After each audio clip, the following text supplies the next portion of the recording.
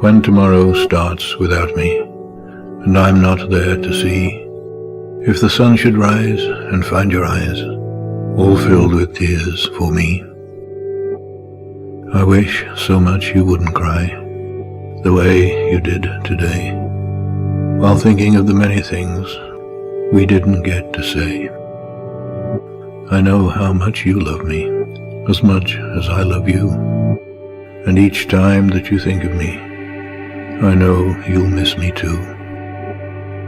But when tomorrow starts without me, please try to understand that an angel came and called my name and took me by the hand and said my place was ready in heaven far above, and that I'd have to leave behind all those I dearly love. But as I turned to walk away, a tear fell from my eye.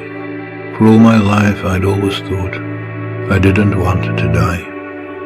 I had so much to live for, so much left yet to do. It seemed almost impossible that I was leaving you.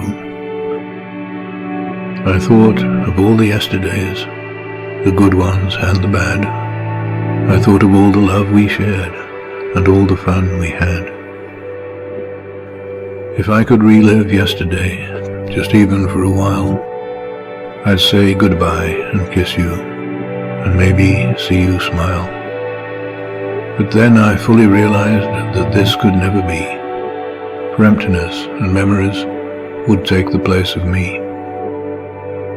And when I thought of worldly things I might miss come tomorrow, I thought of you, and when I did, my heart was filled with sorrow. But when I walked through heaven's gates, I felt so much at home. When God looked down and smiled at me from his great golden throne, he said, "This is eternity, and all I've promised you. Today, your life on earth is past, but here life starts anew. I promise no tomorrow, but today will always last, and since each day is the same, there's no longing for the past. You have been so faithful, so trusting and so true, though there were times you did some things you knew you shouldn't do. But you have been forgiven, and now at last you're free.